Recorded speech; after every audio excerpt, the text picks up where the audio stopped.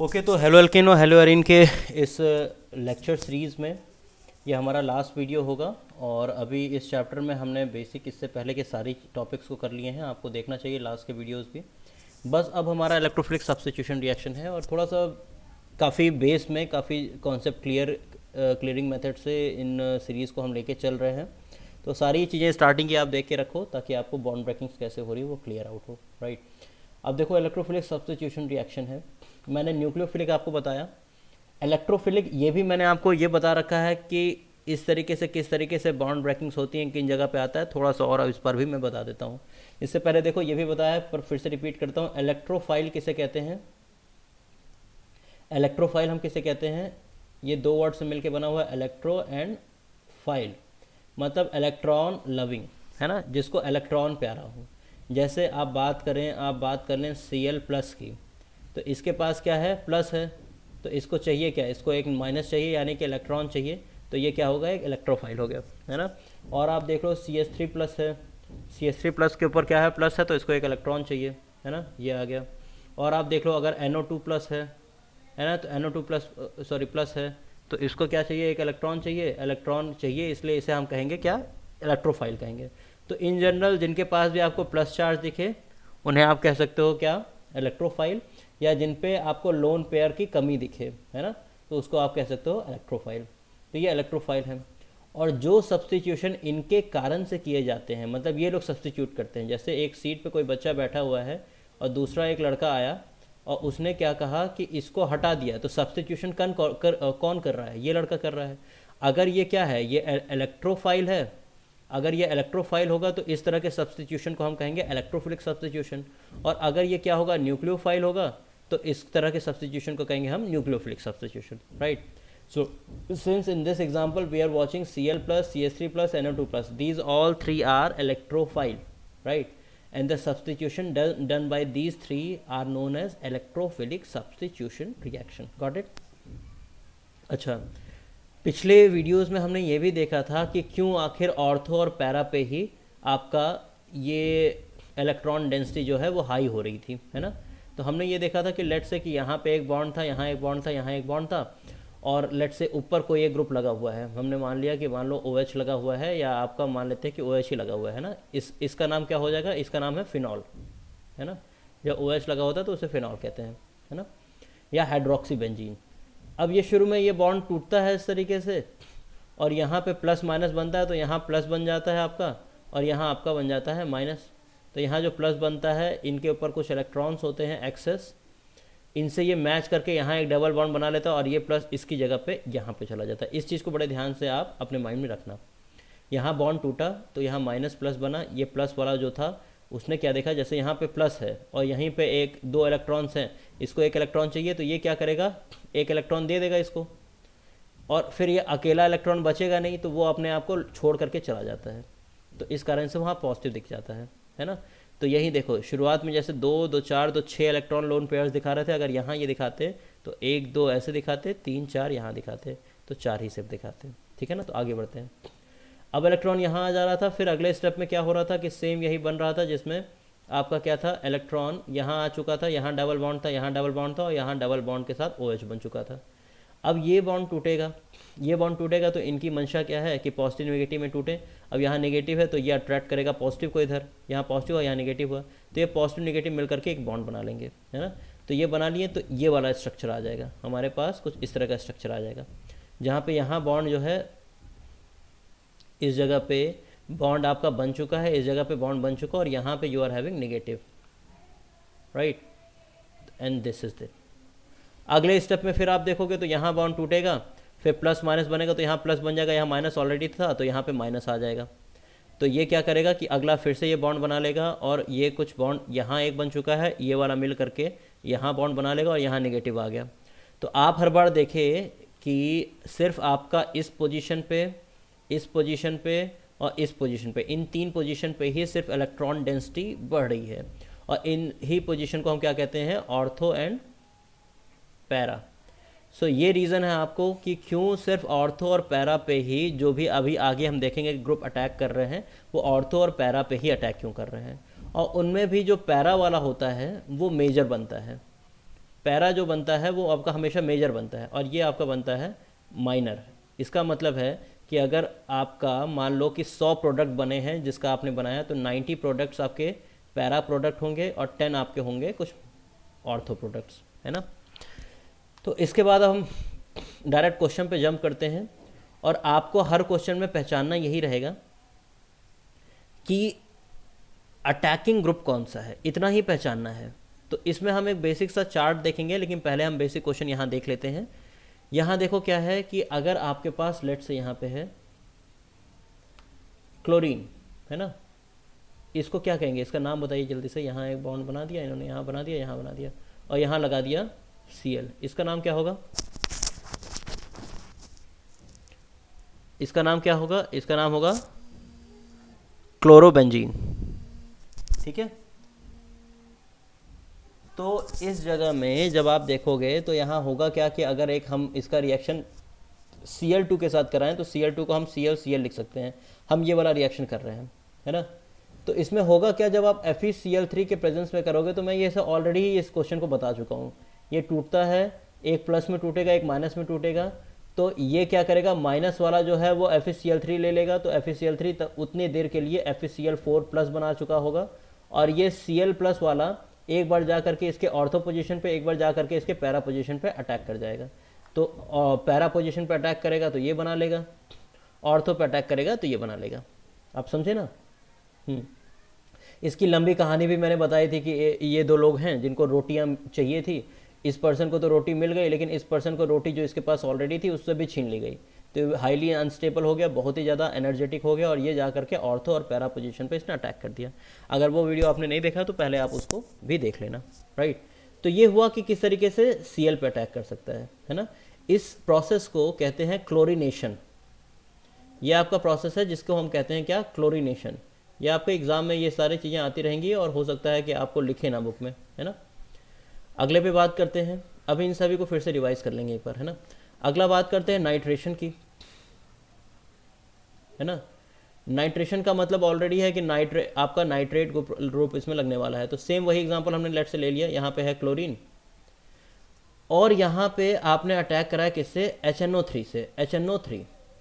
अब देखो मजे की बात क्या है कि आपको सिर्फ ये आइडेंटिफाई करना है कि अटैकिंग ग्रुप कौन सा है। तो जब भी ऐसा ग्रुप आए तो OH को आप अलग कर दो। ऐसा ग्रुप जब भी जिसमें देखने को आए ना, जिसमें आपको OH अलग कर सकते हैं, तो उसको अलग कर दो। तो OH को अलग कर दिया तो अब बचा क्या, OH को अगर आप निकाल दोगे तो क्या बचेगा, NO2 बच जाएगा। तो ये टूटेगा, माइनस प्लस टूटेगा। कौन सा ग्रुप अटैकिंग ग्रुप है इसमें, प्लस, क्योंकि आप क्या कर रहे हो, इलेक्ट्रोफिलिक सब्स्टिट्यूशन कर रहे हो ना। और माइनस और प्लस में कौन सा इलेक्ट्रोफाइल कौन सा है, प्लस वाला है ना। यही तो इलेक्ट्रोफाइल है जो प्लस वाला है।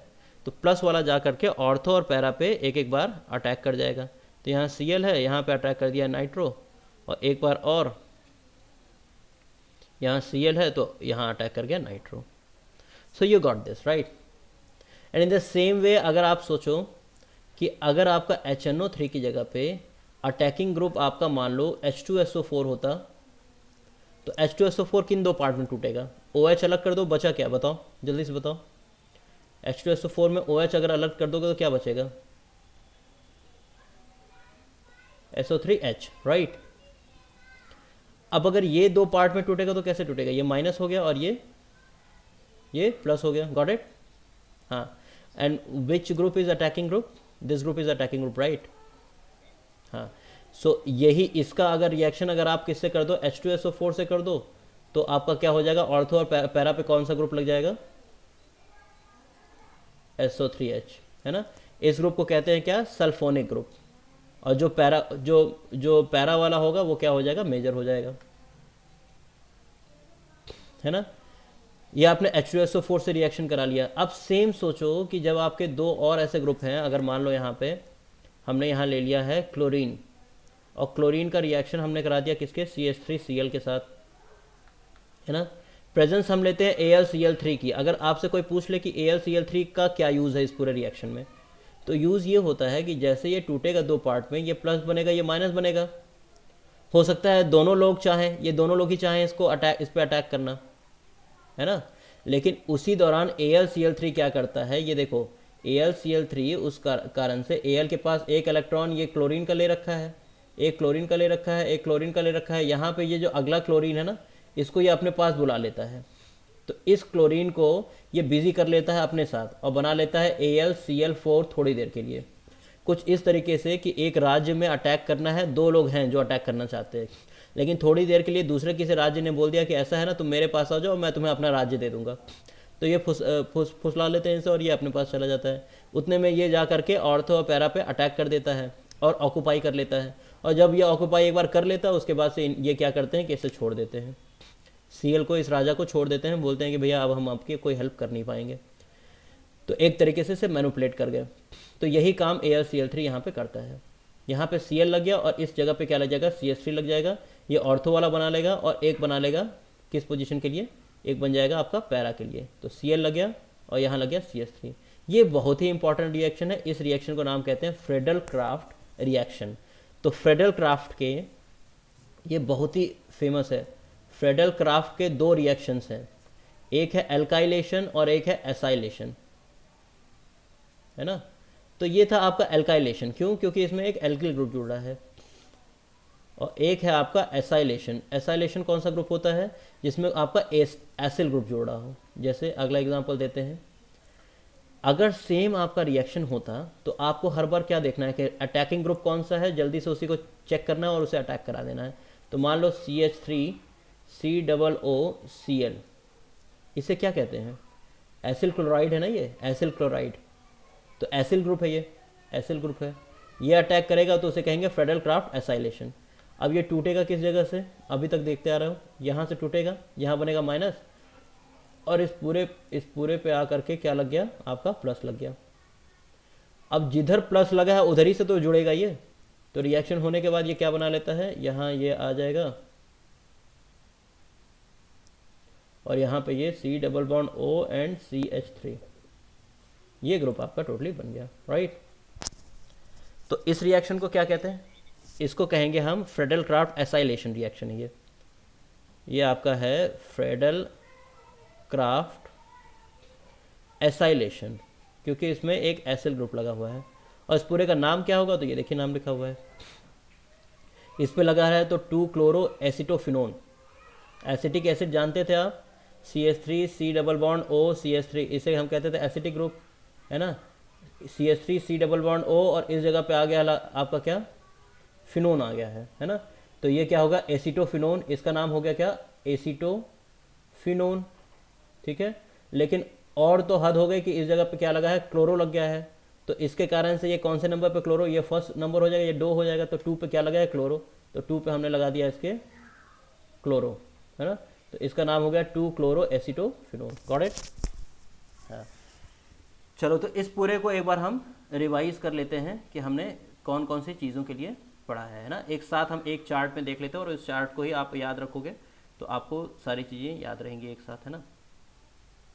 पहले हमने देखा था क्लोरीनेशन। तो हम यहाँ पे एक बनाते हैं बेंजीन ग्रुप और यहाँ लगा लेते हैं हम क्लोरीन, ठीक है ना। पहला रिएक्शन हम कराते हैं इसका किसके साथ, हम कराते हैं HNO3 के साथ, ठीक है। तो आपको पता है HNO3 किस में टूटता है, ये अभी हम देखेंगे HNO3 के साथ रिएक्ट करने पे क्या बनता है ना। दूसरा हम देख लेते हैं एक कि अगर हम इसका किसके साथ रिएक्शन करा देते हैं, H2SO4 के साथ रिएक्शन करा देते हैं तो क्या बनता है, ठीक है। ये भी हमने देखा था, राइट। तीसरा हमने देखा कि अगर हम इसका यहाँ करा लेते हैं सिंपल, अगर हम इसका Cl2 के साथ रिएक्शन करा दें तो क्या बनेगा। चौथा हमने देखा कि अगर इसका हम रिएक्शन CH3Cl के साथ करा दें तो क्या बनेगा। पांचवा हमने देखा कि अगर इसका रिएक्शन हम CH3C डबल बॉन्ड OCl इसके साथ, इस पूरे के साथ करा दें तो क्या बनेगा, राइट। तो ये हमारा एक मेन ग्रुप है जिसका रिएक्शन हम अलग अलग के साथ करा रहे हैं, ठीक है ना। अब देखते हैं क्या बनेगा। आपको पता है HNO3 किस दो पार्ट में टूटता है, तो एक HO में टूटता है और एक NO2 में टूटता है। बस इतने ही ध्यान रखना है ना। तो बस इतना ही ध्यान रखना है, बाकी चीज़ तो बना ही लोगे। OH- एक बनेगा, एक NO2 प्लस बनेगा, जो प्लस वाला है उसे आप क्या करोगे, अटैक करा दोगे और ऑर्थो और पैरा बना दोगे। मैं मेजर वाला बनाते हुए चल रहा हूँ। पैरा पे हमने लगा दिया NO2। ऐसे H2SO4 किन दो पार्ट में टूटता है? OH अलग करते जाओ। OH अलग किया तो बचा क्या? SO3H, है ना।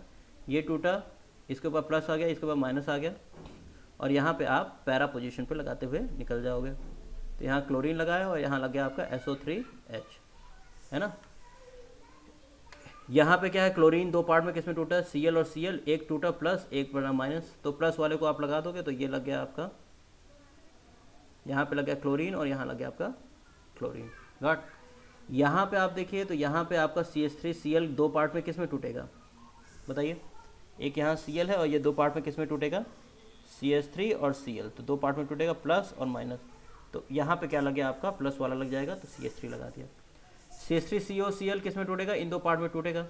तो यहाँ पे हमने लगाया, यहाँ पे ये, और यहाँ पे Cl लगा हुआ था और यहाँ हमने लगा दिया C डबल बॉन्ड O, यहाँ आ गया और CH3 आ गया। ठीक है, तो ये रिएक्शन हो गया। अब सभी के नाम क्या क्या हैं? तो इसका क्या था आपका? नाइट्रेशन था, अगर नाइट्रिक ग्रुप लग रहा है, अगर हेलोजन लग रहा था तो हेलोजिनेशन। तो इसका हमने कर दिया कि नाइट्रेशन रिएक्शन है ये। ठीक है, इसका हमने क्या कर दिया? सल्फोनेशन, है ना, सल्फोनिक ग्रुप लग रहा है। इसका हमने क्या कर दिया? सिंपली इसका हमने कर दिया हेलोजिनेशन कह सकते हैं या क्लोरिनेशन। इसको क्या कर देंगे हम? ये क्या है? ये दोनों हमारा मिला के कौन से हैं? ये है फ्रेडल